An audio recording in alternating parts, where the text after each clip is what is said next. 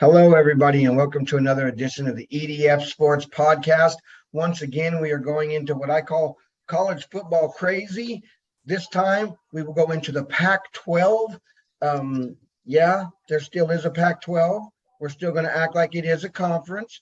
They still are playing football, so we're going to do this. Not to mention, everybody always talks about football, but it's a great basketball league. And I think we forget about some of those other sports when we start talking. There's a lot that implications in that thing. I'm here today with Tom Johnston. How you doing, Tom? Good, you? All right. Crazy Kirt down in the corner. How you doing, Kirt? Hey, what's going on? Thank you for having me. All right. And LaMarr Fields once again. How you doing, LaMarr? Pretty good. Our man in Cali, man in the West Coast. So we are right up into your area of the woods here, LaMarr. Let's start off. Let's just kind of hit the Pac-12 and see who do we think is going to. I'll just start off what I have down. For me, I got Utah, Oregon, UCLA, and USC as my top four. I don't think after that you don't get into very much of anything in the football area, but. Let's start off with that, and LaMarr, tell me what you think of that conference. I think it should be pretty good this year. Oregon, Utah, USC, all could win it. And I mean, some teams could surprise UCLA, even Oregon State this year. Finally, looks like they might have a decent team for once, which is good. When the bottom half of the teams, the league start getting better, that's what we like to see. You want to see a competitive conference. True. But Oregon State, I believe, also is building a new stadium. It's supposed to we got some good toughness on the offensive defensive line, and if your lines are good, you always gonna have a chance to win some games. Yeah, they are going to actually. Just if the skilled players can make enough plays, the quarterback can get the ball there. Yeah, I think they'll surprise a couple of teams this year. They'll have a couple of wins. Tom, what do you think about this conference, man? It could be a surprise conference, but I think USC's the front runner. But you also got Utah that showed what they can possess last year, and obviously Oregon's still a team up in the North Division that they know how to run things too, but. I think USC pretty much kind of has it patted down, with Lincoln Riley coming in and, with who he's brought in already. I mean, if USC can return to their prominent form, with the short time span that they got, things could really get interesting, to say the least. Well, like always there in Southern California there, the expectations are always way up here. And whether their team meets that expectations ever, it's always going to be up that high. Crazy Kirt, man, what do you think about this conference?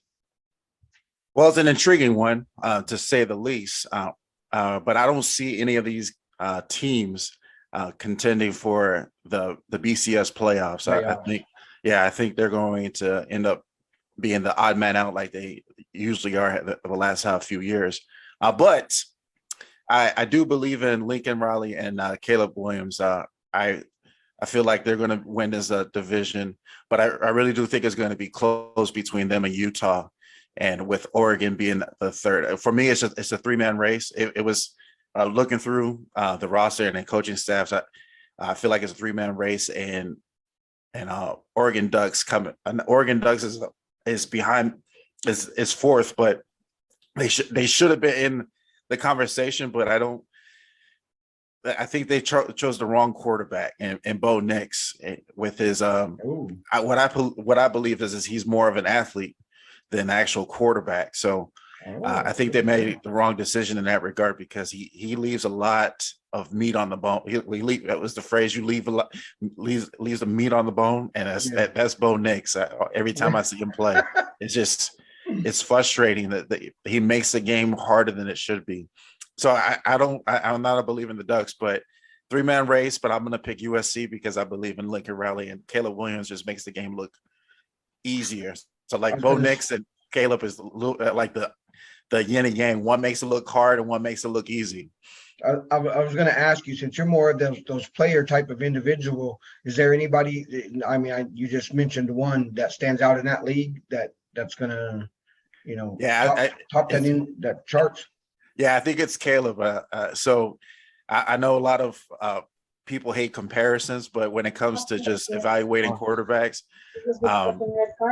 he is the closest thing for me, closest thing when it comes to evaluation to Andrew Luck. I know it's generational, but I'm not saying he's generational prospect because there's so many great quarterbacks now. Wow. But as a prospect, he is, I think he's really strong. But by the way, I'm going to go ahead and tell you, Utah's going to have a rough road because that first game they're going to lose. So I'm just going to throw that out there right now. Who they got first? Well, of course they're going to get eaten up by a gator, man. You can't mess around in the swamp. You get bit, That helped them out with the strength of schedule, though. They can win. Yeah, Oregon has Georgia too. The first week. One thing you got to realize is college football was filled with surprises early on. Oh, I know, but isn't that what makes college football so great?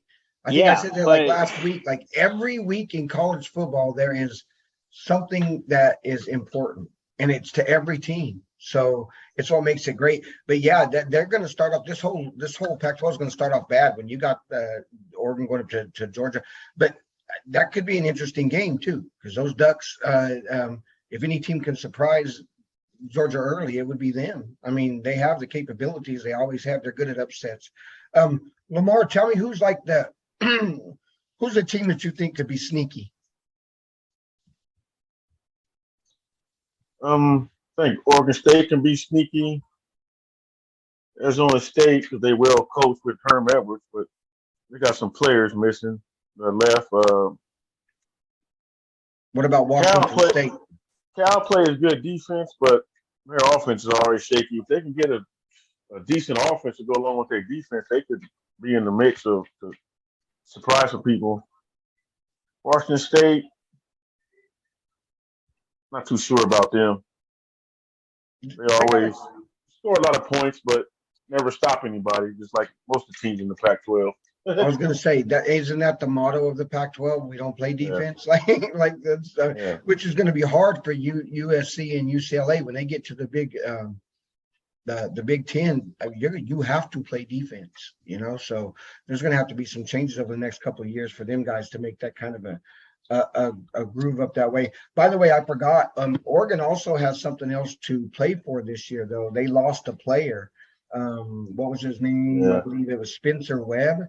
And they are making a really concerted effort to dedicate the season to him. They're starting off with a big ceremony for that first game. So, like, the emotions will be high for them playing this year. That's going to give them just that little extra thing that sometimes makes a difference in college football, So that's kind of interesting. But, the league is what it is. You got the Colorados, the Arizonas, Cal, who – let's face it, what we want to do is I want to get into what we all know about the Pac-12 right now, that this is I'm doing a piece right now that says they're in transition, but really, what are they transitioning into, guys? Because we've seen the UCLA, USC is going to head off. Now, recently, the Big Ten has said with their new $1.2 billion deal that they have, that no other team from the Pac-12 can generate that kind of funds for them to give them a shot in their league. So therefore, they're closing that down, and they're not going to take nobody else. The only one they're waiting on now is Notre Dame to make a decision. Now, that's a lot of money. That's $100 million plus per team from the deal they have right now.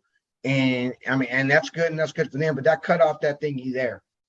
So first of all, what do you guys think about those teams going to the Big Ten? Go ahead, Tom. You're a Big Ten man. What do you think about that?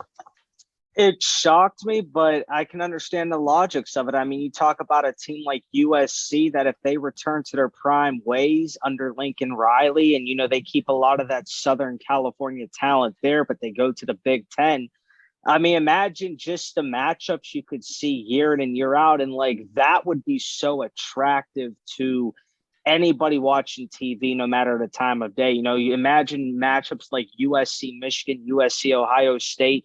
I know back in the Rose Bowl, USC and Penn State had a game for the ages. And, you just got to ask yourself, whenever you get added to a conference, they accept in the fact that you're just going to add more value to them. And I think now whenever they do get added, the Big Ten's going to have the 3 largest media markets in the entire country under one conference. And that's going to be a lot of power to tell anyone. And I just firmly think that if things go USC's way within the next 2 years and they return to that prominent stage, the Big Ten's going to become one of the most premier conferences. Not that they already aren't, but they're just going to add a little bit extra because geographically, okay, we just added the 2 biggest brands from the Pac-12 into the Big Ten. There's not much more you could really do. Yeah, but so equate that now, though, guys, with the Pac-12. Are what we seeing the death of the Pac-12? Kurt, what do you think about that move? First of all, was that good, and is it the death of the Pac-12 because of it? Yeah, to get dramatic, if I had to pick one or the other, right, gun to my head, I would say that the Pac-12 is going to die, or at the very least, not be perceived as a Power 5, right? But I was thinking about this. It's like, why is it that Pac-12 is losing their value, right? And I was thinking, it's like, when the CTEs and the head cases started was prominent in that national media, the Pac-12 and its teams were the most affected by it. Parents and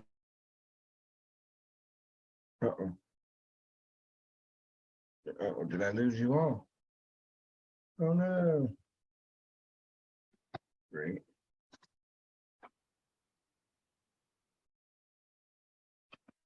If we want to stay relevant, is I think that they need to start looking at a similar process that Gonzaga has in their basketball system.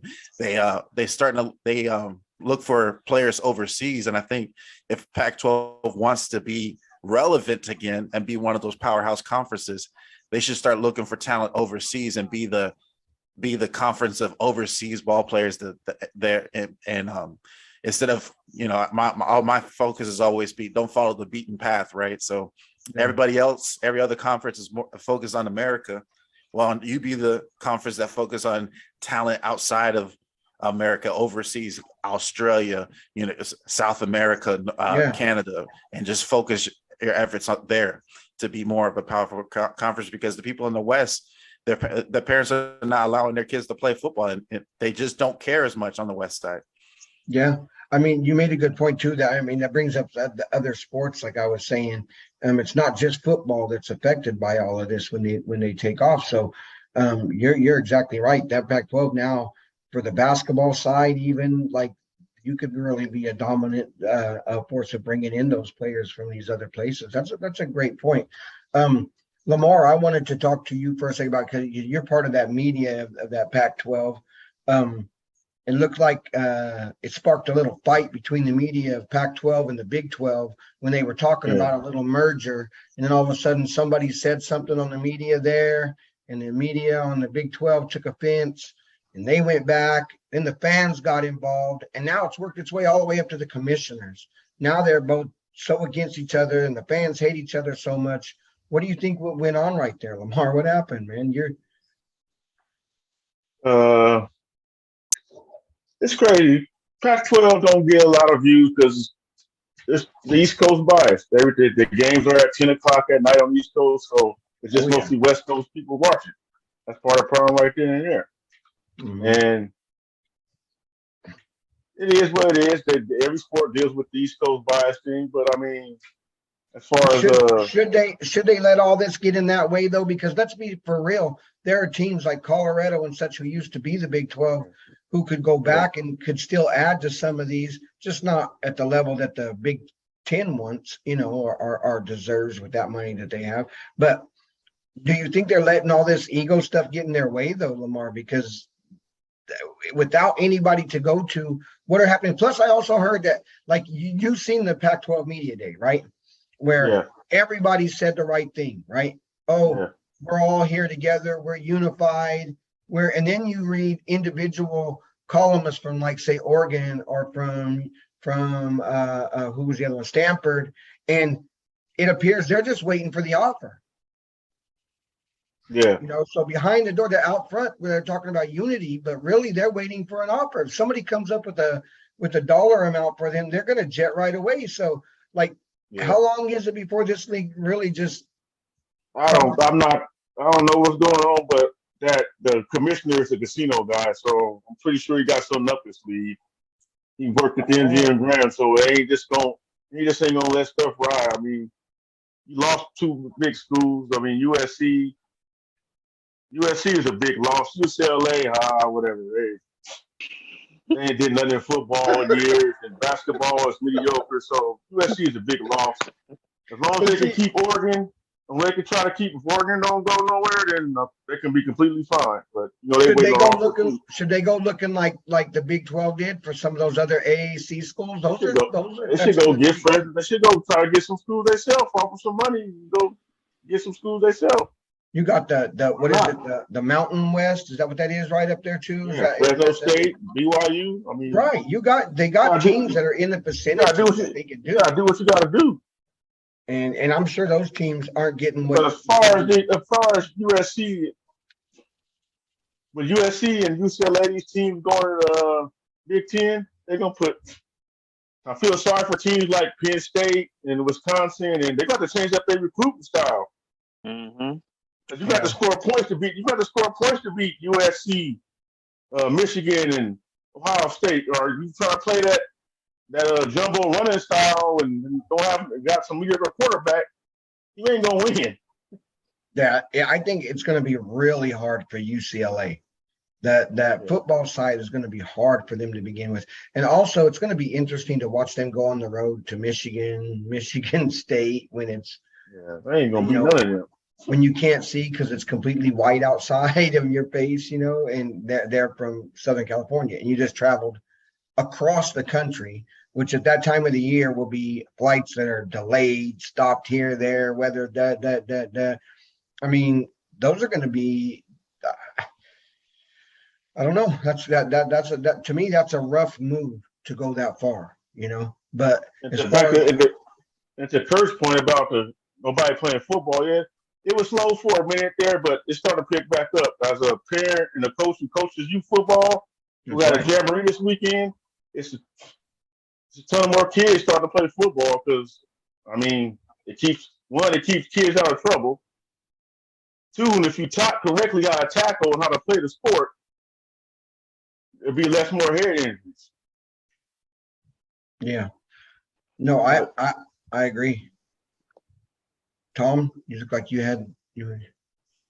I mean, I totally agree with LaMarr in a lot of ways. I mean, USC's the prominent loss there because it's like the biggest brand that they got. I mean, let's be realistic. All UCLA's really ever known for is like their basketball and volleyball to an extent. But the primary sport is football. But I mean, I think whenever you look at it, the only real way that the Pac-12 could be saved is if Oregon actually steps up to the plate, or even for that matter, Utah starts to become prominent. I mean, I've just been reading a lot of stuff that says, Utah's pretty much just not happy with what happened last year, even though it's like their first time winning. But it's like you're going to have a hunger as a program to be like, man, we're about to lose the 2 biggest brands that essentially this conference has.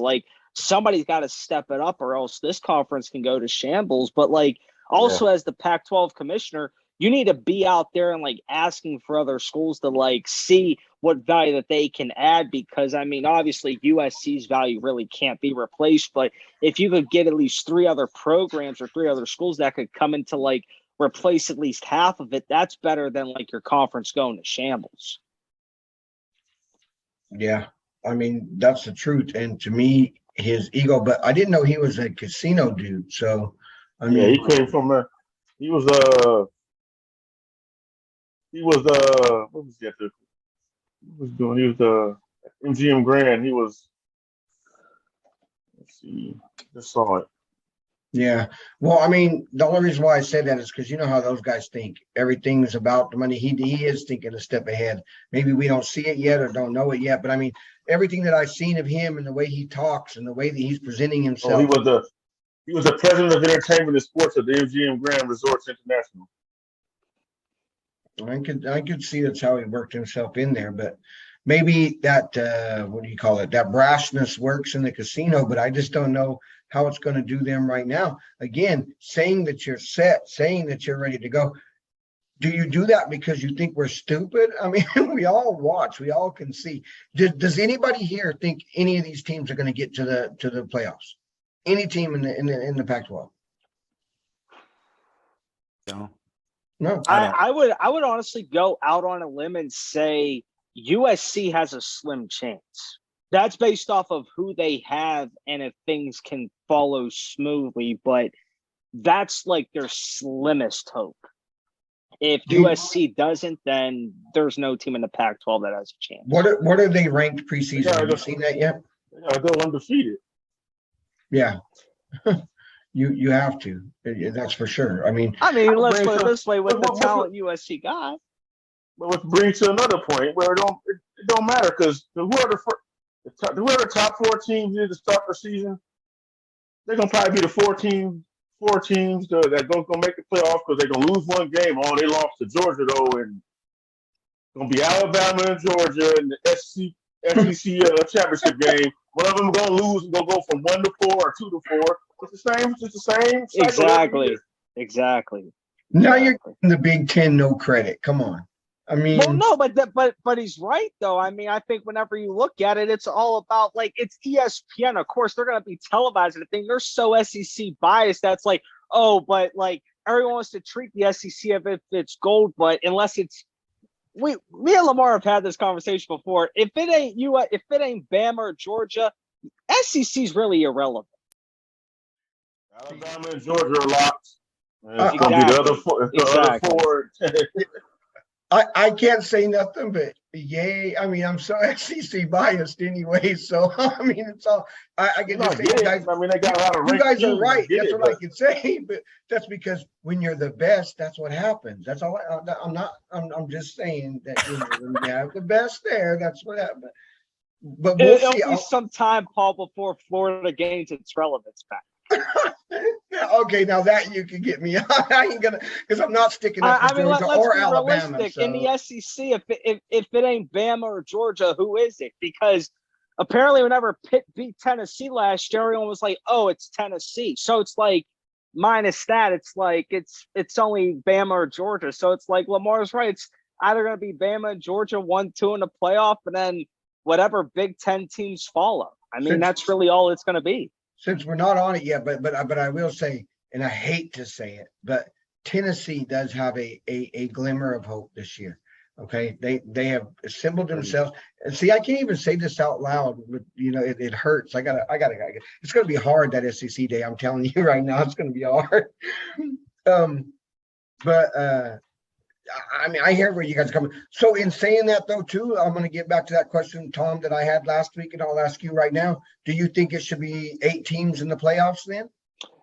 I think it really should. It should be some form of expansion because you got a lot of college football fans complain. You got an all SEC title game, and then realistically, it turns into an all SEC national championship. It loses interest. You got to ask yourself, the fans are what attracts the advertising dollars. It's the fans that are going to watch. The fans are sending you a message. We're tired of this stuff because it's literally the same 4 teams or the same 2 teams in the national title game. I mean, you got to switch something up. I mean, the system's proven it's broken. You got to expand or, just maybe do away with it because, I mean, fans are going to get tired of seeing the same 2 teams because, quite frankly, they always come from the SEC. This might be an obvious question, but Crazy Kirt, why will they not expand it? Like they just had that conversation and they still said, oh, we're going to keep it like this for a little while longer. We're going to talk about it. Why is it so hard? Because Tom's right. Don't we all want it? We all want more teams. Like it seems stupid to have 4 teams, right? Well, why is it so hard? I can't speak to that because from a fan perspective and a business perspective, when trying to make more money, generate more money, I revenue, it makes sense on both sides to expand it because, like we said in the last podcast, is there's very limited viewership when it comes to the bowl games when it doesn't matter. If you add more teams to the playoff, you're going to add more urgency. So therefore, you're going to add more eyes. And so fans are going to get their entertainment, and the bosses and NCAA are going to get their money. The conference can get the money. So and so now Pac-12, and if you think about the domino effect, if we add 8 more, so now Pac-12 has more of a recruiting tool to all these other high school students. Hey, we gonna make the playoffs. So they have more of a leverage to get more 5-star, 4-star ball players instead of all the other kids going to the 2 SEC teams because they know they're gonna get the coverage, the TV coverage, because they know they're gonna be in the playoff. So I have no clue why it hasn't been done yet. So if I have to play devil's advocate and actually answer your question, I would just say we can look at the semifinal games. Historically, the semifinal games are blowouts, right? Yeah. So Notre Dame got their butt handed to them. Michigan got their butt handed to them. True. So like we complain that it's always SEC, but the results are driven. The results is just in the semifinal games. Like sometimes we shouldn't even have a fourth based off of how they performed in the semifinal game. So that's the only argument I would say if I had to play devil's advocate. But from fan perspective and business perspective, we should be going to 8 just to make more money and get more eyes on the TV. That's crazy that you said that, though. I mean, it seems so basic and easy of a thought, and you're so right. I don't know how they're missing that, because that to help even a league like the Pac-12, all these other smaller leagues, you could get those and help build those leagues just by doing that alone right there. Just like you said, we have a shot to make the thing because maybe this conference gets an automatic bid. You win this conference, you get in the playoffs. So we have our shot. Come here, we can do it. You can still play Alabama. You can still get in there and show your stuff. So that's an interesting look, and I agree. LaMarr, you're around all of them too and stuff. Why is it so hard for this to get done, LaMarr? I don't know. It's just you got these teams that, I mean, win go 12-0 and don't even sniff it in the playoffs or even get a chance to get in. That's why. That's true. Why it should be 18 to me. I mean, you might go there and get blood, but shoot, at least you say they can get there and see what they got to go up against and make the adjustments. I mean, the coaches poll: Alabama 1, Ohio State 2, Oregon, Georgia 3, and Clemson 4. I guarantee you 3 of those 4 are going to be in the playoff by the end of the season. Yeah, you're always got Michigan for that 4. Got Michigan 6, Notre Dame 5. So I mean, you already can see what teams are already going to be in there. Mm-hmm. Yeah, getting that. Yeah, rightfully so. I mean, Ohio State gonna play Michigan. They gonna cancel each other out. Yeah. If the whole idea is money, which is we've seen, it has to be everything. I mean, every move that's been made so far has been about the dollar, right? So that to me seems like there is a bigger force in play with a lot of money that's keeping Which is why USC want to go to the Big Ten, so they can try to get it, so they can try to get that credit for being in a tougher conference and playing, or supposedly playing a tougher schedule. Yep. And when honestly, exactly. When honestly, it's not. To me, I mean, spoken like a true West Coast man. Way to go, LaMarr. But he's right though. Wisconsin's a great team. They play good, but make them pass that ball, they're a whole different team. Oh yeah. And they will have the love muscle. Yeah. Well, man, everybody, I don't know if I missed anything. If I did, somebody please pop up with something. But otherwise, man, I think we covered the best we could at this conference. I know we'll have a lot more better to go, as we've already been going out with the other big ones when we get to those. That's why we're kind of saving those ones. want to get some of these out the way, and maybe next time we'll even. I think we get the Big Ten. I think it's a defensive lineman for Purdue, and I'll get you guys the name. But so we should be able to have fun. Tom, you can have fun. I believe you said Penn State gets Purdue right off the bat, right? Oh yeah, September 3rd, I think, or 1st. Yeah, 1st, the Thursday. Purdue on the road, second straight season opening up on the road. So feel free to let him have it, and we'll see. If I mean, I'm not gonna let him have it. Some sort of bet going on here. I'm gonna have some nice, interesting questions to ask my guy, because I mean, it's interesting to open up on the road as a divisional opponent. It makes the season more critical. I mean, that's a conference game, but it's like everybody says, all this is about the money. I mean, if you don't have Alabama in the playoffs, let's put it this perspective. If you don't have Alabama or Georgia in the playoffs, how interesting is the playoff? Now, if you added Ohio State, you could say it's a little semi-interesting, but if you don't have at least Alabama in there, how many fans are going to watch it? It's like that's what is going in the back of ESPN's mind and all these other people's minds is I think that'll change though soon, because this NIL is changing everything. So I mean, that's why Nick Saban crying, because he knows it's about to get leveled out. I seen his conference, his one news conference where he was interviewing with people, and he's like, "Yeah, A&M bought all their players." So I'm like, here he goes. Yeah, I mean, it's going to change, and with all the alignment and with all that money. I've seen guys right now. I seen the other day an 8th grader who just got a deal. So I mean, it's getting crazy, and it's going to get even crazier until somebody puts a lid on it. But hey, that's college football that we live with today, and I still love it. Like I said, nothing like going to a college game over anything else. That atmosphere, the way that it is, the importance of every week. Like, I love college football and can't wait for it to come. We're so close. We got NFL though. We got the NFL, so that'll help ease us. All those preseason, that was awful. That was worse than the USFL, but it's all right.